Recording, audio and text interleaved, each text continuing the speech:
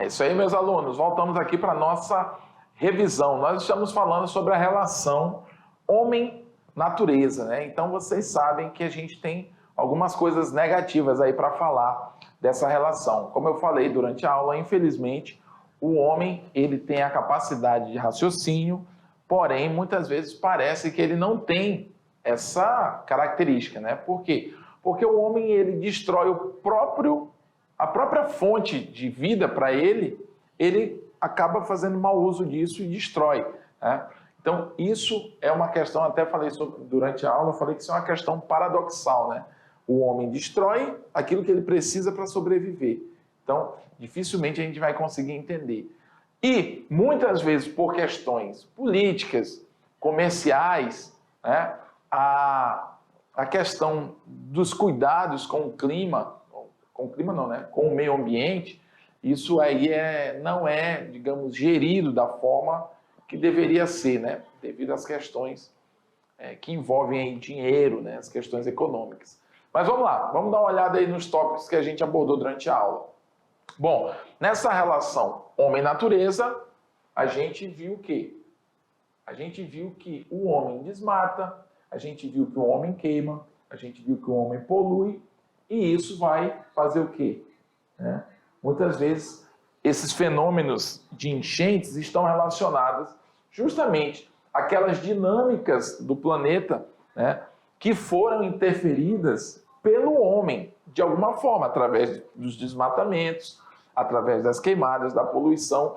Isso vai gerar maiores temperaturas, isso vai gerar chuvas em épocas, por exemplo, que não se costumavam chover, a presença do homem em determinados locais, né, até mesmo para moradia, vai influenciar na vida e no nicho de uma forma geral, né, daquelas espécies nativas de uma determinada região, entendeu? Então, quando a gente fala aqui em enchentes ocorrem, né, em locais urbanizados. Quando a gente diz enchentes, a gente está querendo dizer assim, daquela água que afetou a comunidade ali humana, de alguma forma, né? Porque as enchentes, elas ocorrem aí no meio nativo da floresta. Mas a enchente que nos atinge, para a gente é um problema. Mas muitas vezes ela acontece pela questão aí da ação humana, né? Por exemplo, a enchente de 2014. Há aí controvérsias, pessoas, né, existiu na época um debate que eu digo assim, falava-se que a presença das usinas, elas teriam causado esse problema, mas outros já diziam que não, que independente da presença da usina, aquela quantidade de chuva que tinha acontecido lá nos rios que formam o Rio Madeira, a quantidade de chuva lá, né, teria sido muita, né, além do normal, fazendo com que as águas aqui embaixo aumentassem o seu volume. Então, fica aí a nossa dúvida, né, do que aconteceu naquele ano. Mas, enfim, tanto o processo da usina quanto o processo de mudanças na dinâmica de chuva, muitas vezes tem a ver com as queimadas, né, a questão do desmatamento e da poluição. Então você percebe que uma coisa puxa a outra. Quando você vai falar sobre clima, quando você vai falar sobre meio ambiente, em geral, sempre a interferência humana, você vai perceber essa interferência na grande maioria da escala do problema, vai ser a ação humana, através aí do uso indiscriminado, né, do uso desenfreado da natureza sem uma filosofia sustentável. Então, enquanto continuar dessa forma, vai ser muito complicado a gente conseguir chegar ao equilíbrio, tá bom? Então, falamos sobre isso aí durante essa aula, agora vamos para a nossa atividade, ver de que forma esse assunto pode chegar aí até você.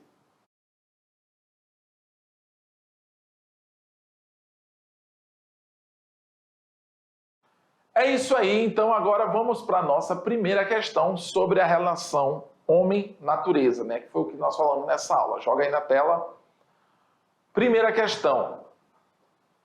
A poluição ambiental refere-se à introdução de substâncias ou de energia num determinado ambiente, provocando efeitos negativos de desequilíbrio. Ela pode ocorrer de forma natural, né, ou por ação humana, ocasionando danos à saúde humana e aos demais seres vivos desse ecossistema.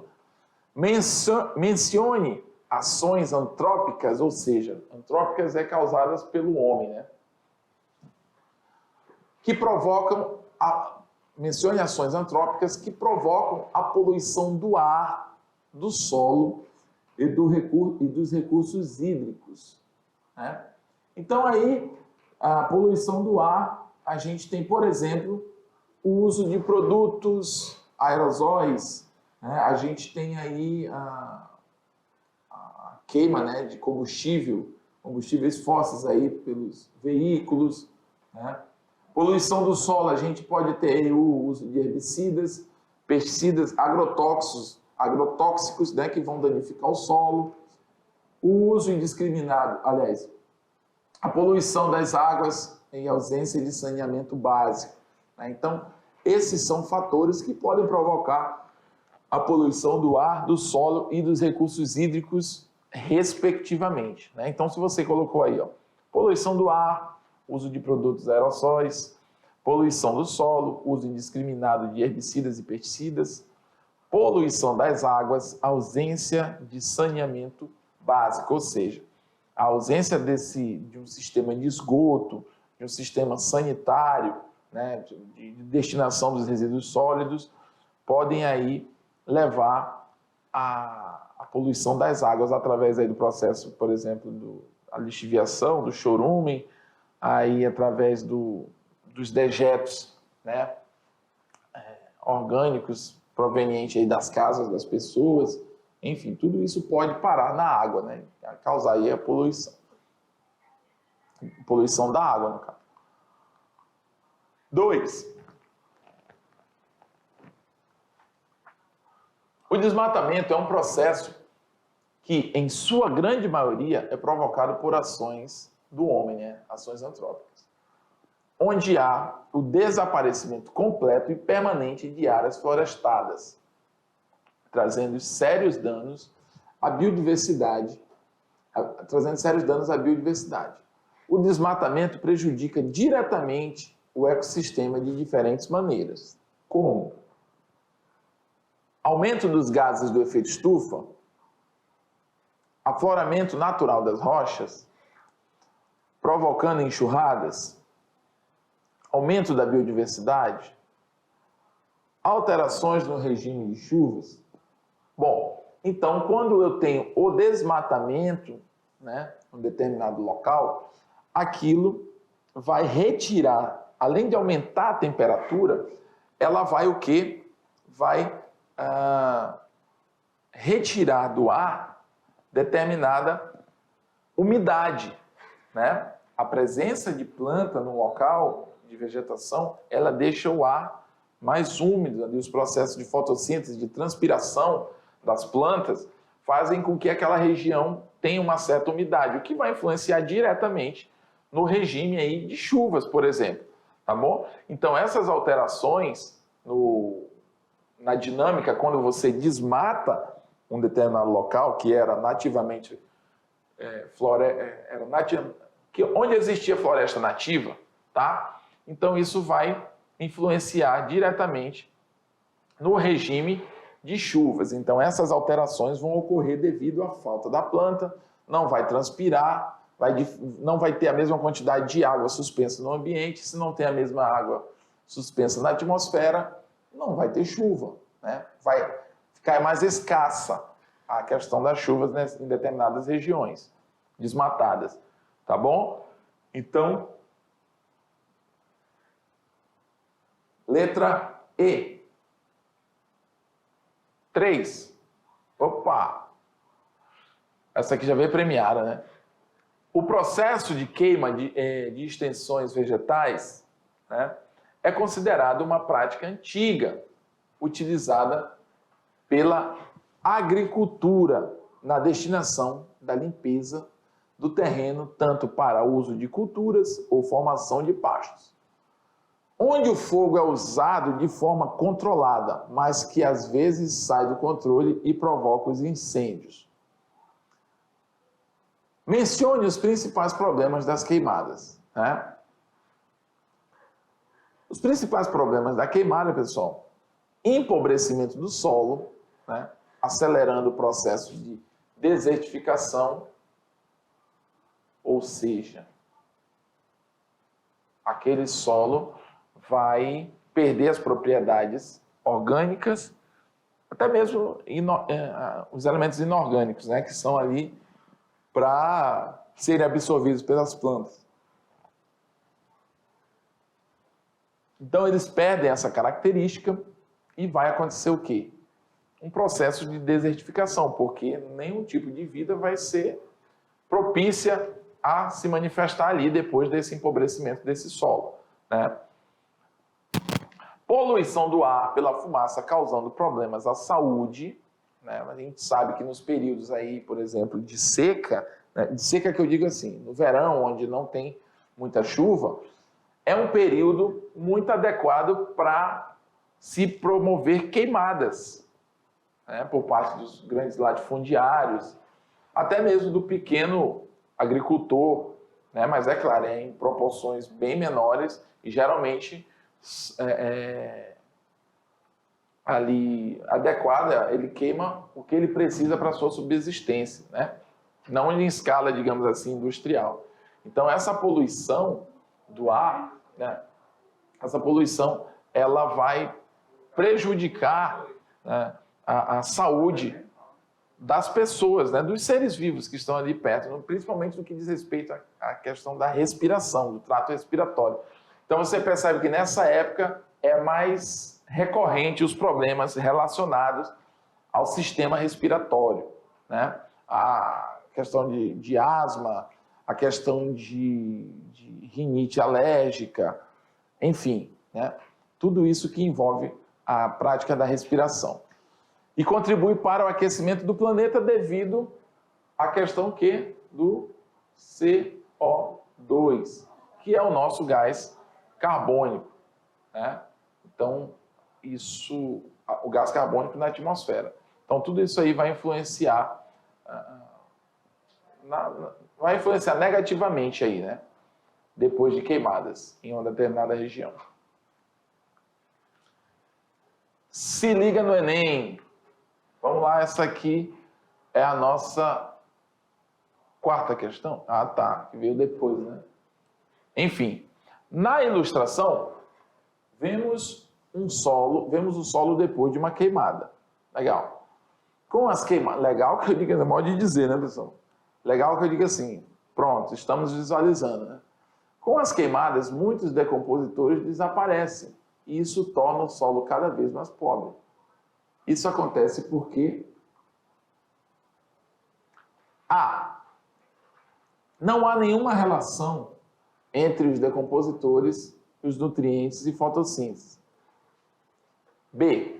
Os decompositores que desapareceram não podem devolver ao solo nutrientes importantes para que as plantas cresçam e façam fotossíntese. No solo, encontramos os nutrientes que são necessários para que a planta faça a fotossíntese e o fogo concentra mais nestes nutrientes. D. O fogo destrói as estruturas reprodutoras das plantas e estas são essenciais para a nutrição dos decompositores. E. As raízes das plantas são queimadas e isso impede que elas absorvam os nutrientes para a fotossíntese. Então vamos lá. Letra A. Né? Eu falei todas as questões, agora vamos vir meio que discutindo elas. Não há nenhuma relação entre os decompositores, os nutrientes e a fotossíntese. Claro que há, pessoal. Tá? Os decompositores, eles que vão retirar os elementos químicos, né? Os nutrientes. Os nutrientes não, né? Na verdade, os sais minerais, os elementos inorgânicos que estão presentes nos tecidos mortos e devolver eles para o ambiente natural, né, do solo, promovendo assim o ciclo desses nutrientes, que vão ser, aliás, reabsorvidos pelas plantas e assim, né, servir de alimento, de nutriente para outros seres vivos, como os consumidores, né? Então, existe uma relação, sim, de decompositores, né, com os nutrientes e a fotossíntese, ou seja, os nutrientes vão ser levados para as plantas, absorvidos pelas plantas, que vão aí usar eles no processo de produção da sua própria energia, né? Letra B. Os decompositores que desapareceram não podem devolver ao solo nutrientes importantes para que as plantas cresçam e façam fotossíntese. Então, nessa resposta B aqui, a gente já vê uma certa coerência.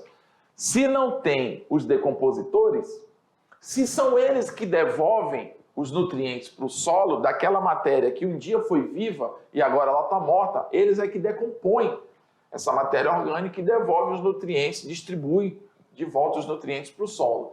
Como eles não estão naquele local, então não tem quem devolva esses nutrientes, né, para as plantas. Então, nesse caso aqui, a gente vai ter a letra B. Essa é a resposta certa. Na letra C diz assim: no solo encontramos os nutrientes que são necessários para que a planta faça a fotossíntese. E o fogo concentra mais desses nutrientes. O fogo não concentra em nada. O fogo ele vai pegando onde ele conseguir, ele vai derrubando tudo, né? E outra, os elementos, né, da fotossíntese estão ali no carbono, a luz solar, então não estão exatamente ali no solo, tá? D. O fogo destrói as estruturas reprodutoras das plantas e estas são essenciais para a nutrição dos decompositores. Não tem nada a ver. Decompositores, eles se alimentam ali da matéria morta e não da matéria viva das células reprodutoras, tá? Letra E. As raízes das plantas são queimadas e isso impede que elas absorvam os nutrientes para a fotossíntese. Não, a raiz da planta, ela está enraizada, né? Ela está ali no subsolo, né? E o que vai acontecer? Elas, como o solo vai ser empobrecido com aquela queimada, vai ficar um solo seco, pobre de nutrientes, ela não vai ter o que absorver, né? Ela não vai ter opções de absorção de nutrientes. Então, essa questão aqui, ela está falando que elas impedem que os nutrientes absorvam os nutrientes para a fotossíntese, né? Então, as raízes das plantas são queimadas e isso impede. Ou seja, as raízes das plantas, elas não sofrem ali aquela queimada direta, mas elas acabam meio que perdendo a funcionalidade, porque elas têm a função de absorver. As queimadas deixaram o solo pobre, então elas vão absorver o quê? É mais ou menos isso, entendeu? Então, a letra B, os decompositores que desapareceram não podem devolver ao solo nutrientes importantes para que as plantas cresçam e façam, né, o seu processo de fotossíntese. Beleza, pessoal? Essa foi a nossa aula 50, tá? Espero que vocês tenham gostado e parem aí para botar a mão na consciência de que o futuro é de vocês, né? Vocês que vão cuidar do planeta, né? A juventude que vem aí pela frente. Esperamos que vocês tenham mais consciência ambiental do que as gerações atuais, podemos dizer assim, né? Dos grandes empresários, grandes indústrias. Tá bom, pessoal? Ficamos por aqui. Até a próxima.